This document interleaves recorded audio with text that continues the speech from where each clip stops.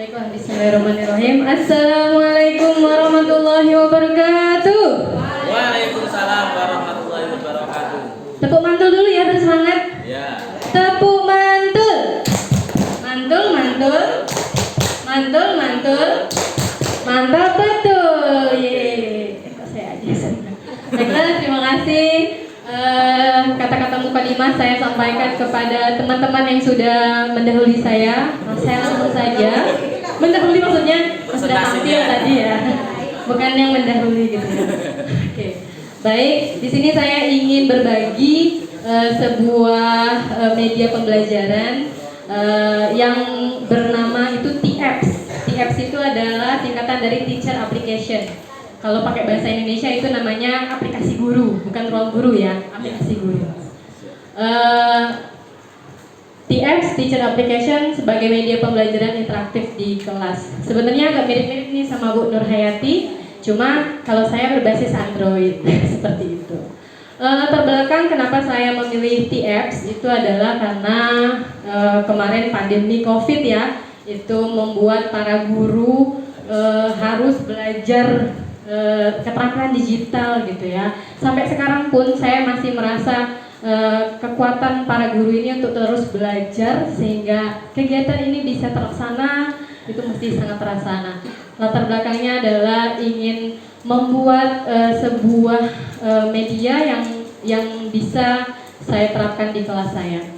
Yang kedua juga memenuhi kebutuhan belajar. Saya ingin peserta didik saya yang ada di dusun tentu karakter belajarnya juga beda sama yang di kota, sehingga saya pengen bikin nih media pembelajaran berupa aplikasi yang memang benar-benar sesuai sama kebutuhan peserta didik saya. Yang ketiga, terbelakangnya itu adalah sekarang itu banyak sekali media pembelajaran ya Bapak Ibu ya.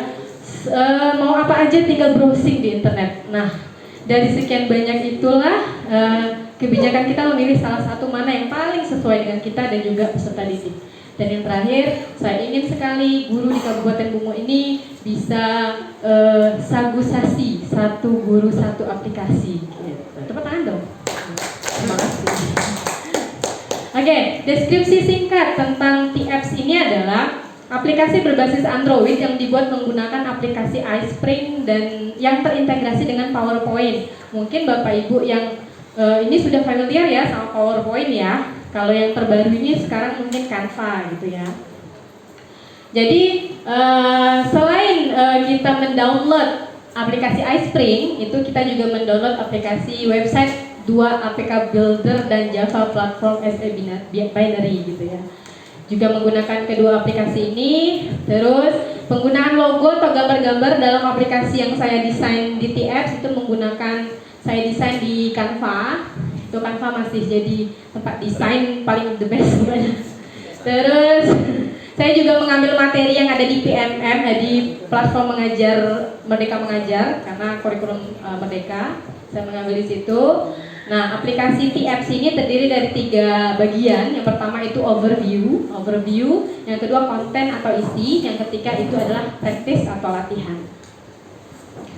Nah, pada bagian overview itu ada di situ berisi tujuan pembelajaran. Jadi tujuan pembelajaran hari itu apa?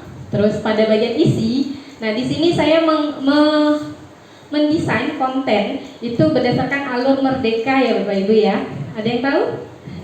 M itu mulai dari diri, E itu elaborasi konsep, R-nya ruang kolaborasi, D-nya demonstrasi kontekstual, E-nya elaborasi konsep, ya, yang koneksi antar materi, dan yang terakhir aksi nyata. Seperti itu. Dan yang terakhir itu pada praktis itu adalah saya membuat quiz ya, multiple choice yang ABC pilihan ganda itu sebagai assessment of learning. Kelebihannya yang pertama itu materinya sesuai dengan kebutuhan peserta didik saya karena saya yang mendesain ya. Terus yang kedua sederhana, bisa dibuat di PowerPoint seperti itu. Terus yang ketiga ini bisa dia berbasis Android ya, bisa berbasis web juga. Tapi saya inginnya Android karena sekarang anak-anak menggunakannya Android. Ini juga bisa digunakan tanpa internet ya Bapak Ibu ya. Jadi tinggal diinstal, nanti dia bentuknya PowerPoint gerak-gerak gitu seperti itu. Terus Apalagi ya?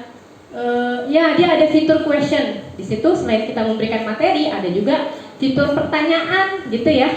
Ada fitur pertanyaan. Nah, di sini karena PowerPoint saya sudah diinstal iSpring, jadi di sini sudah terintegrasi ya. Nah, di sini kita bisa tambahkan kuis ya, Bapak Ibu ya.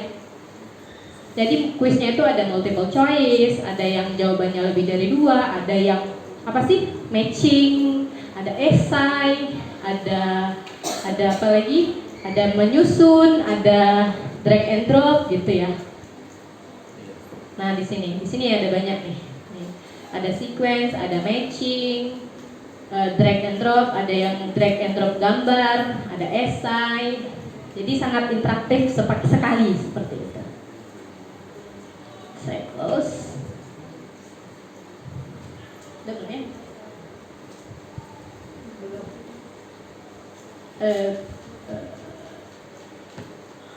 Oh iya, karena dia itu bisa dibuat dari PowerPoint, jadi guru-guru sudah familiar gitu. Jadi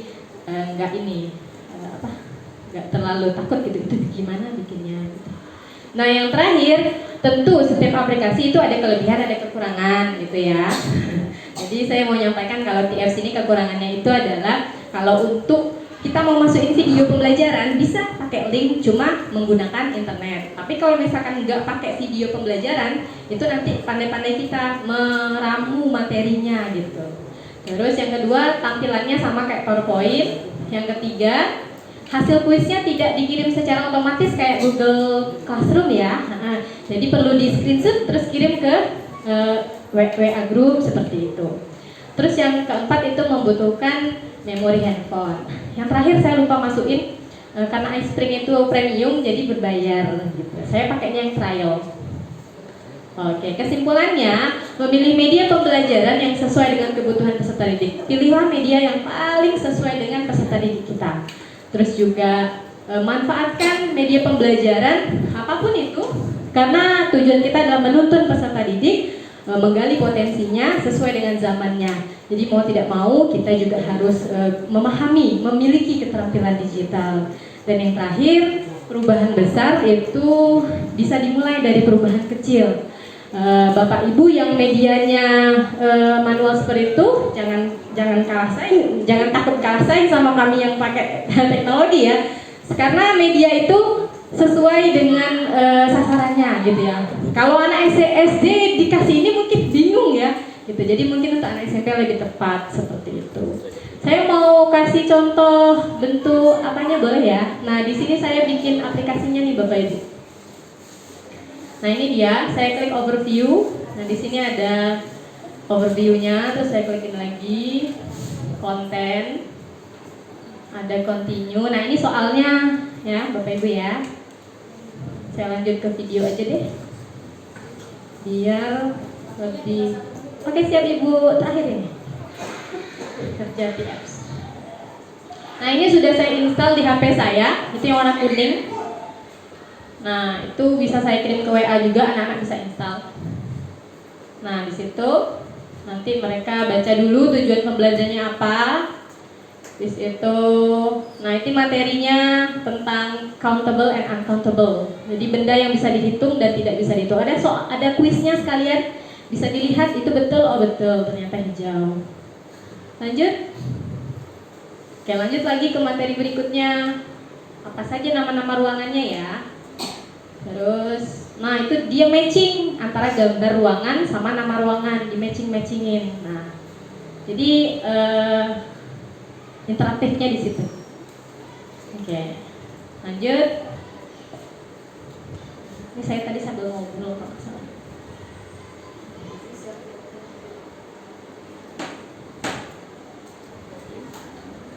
Oke, sudah habis ya Bu ya? Oke, baiklah. Ya, sekian sharing saya pada pagi menjelang siang, udah siang ya, siang hari ini. Mudah-mudahan bisa bermanfaat. Kekurangan nanti silakan bisa untuk jadi masukan saya ke depan. Kurang lebih saya mohon maaf. Wassalamualaikum warahmatullahi wabarakatuh.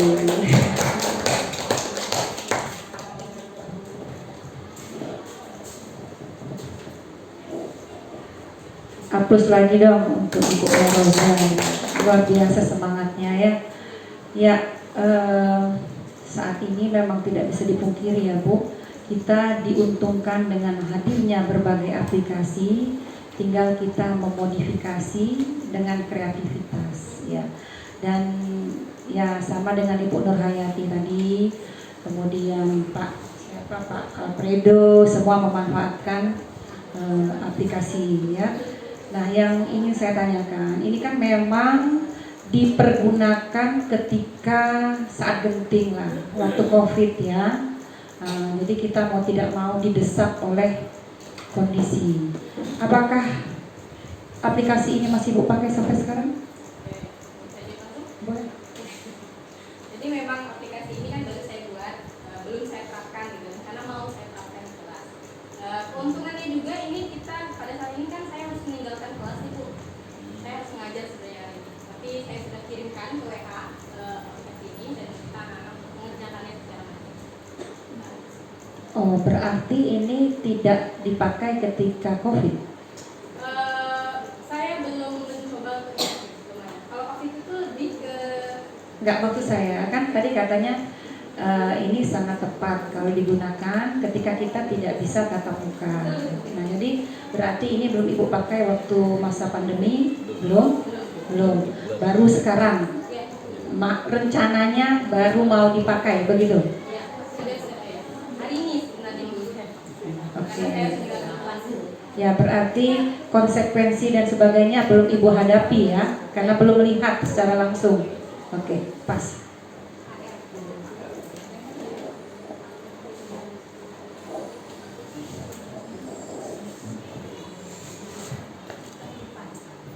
Saya sedikit saja bertanya, Bu Oza. Aplikasi ini Ibu sendiri yang rancang, desain, Oh, bukan aplikasinya ya? kan? Memodif. PowerPoint-nya saya desain, gambar. Berarti bukan mencipta, bukan kan? Ya. Berarti Ibu mengadopsi, memodifikasi ATM, adopsi, tiru, modifikasi. Dan itu baru akan dilaksanakan, baru mulai, belum dicobakan tadi sudah ditanyakan oleh Ibu Firly tadi.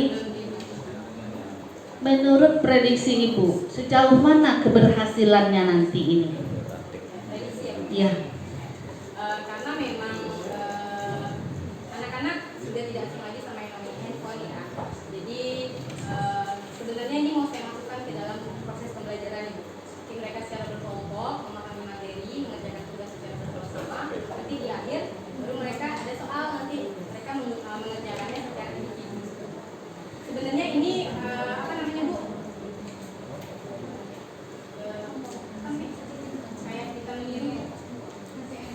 ATM? Sebenarnya dari pembelajaran diferensiasi proses, sebenarnya saya mengikuti alur itu gitu. Dan untuk pembelajaran berdiferensiasi proses sudah saya laksanakan di kelas dan alhamdulillah berjalan dengan baik. Nah, sebenarnya aplikasi ini juga berdasarkan proses itu gitu. Ada proses-proses yang saya terapkan seperti di berdiferensiasi proses. Kalau untuk pembelajarannya sudah berhasil dan saya juga apa namanya itu prediksi saya itu saya berharap juga bisa berhasil pada aplikasi. Terima kasih. Bagaimana dengan siswa? Siswa? Ya, ekspresi siswa maksudnya ketika Ibu melaksanakan itu kan ada tidak semua yang bisa gitu. Baru pertama sekali Ibu lakukan Apanya? ini nih. Kalau untuk aplikasi ini memang baru pertama ini. Cuma kalau untuk menggunakan gadget dalam belajar sudah sering saya gunakan. Sudah sering dilakukan. Oke, itu saja Ibu. Mudah-mudahan kedepannya Bu Roza bisa lebih menerapkan ini dan kita bisa meniru dan siap berbagi untuk bagaimana caranya. Kapan-kapan ajarin saya caranya.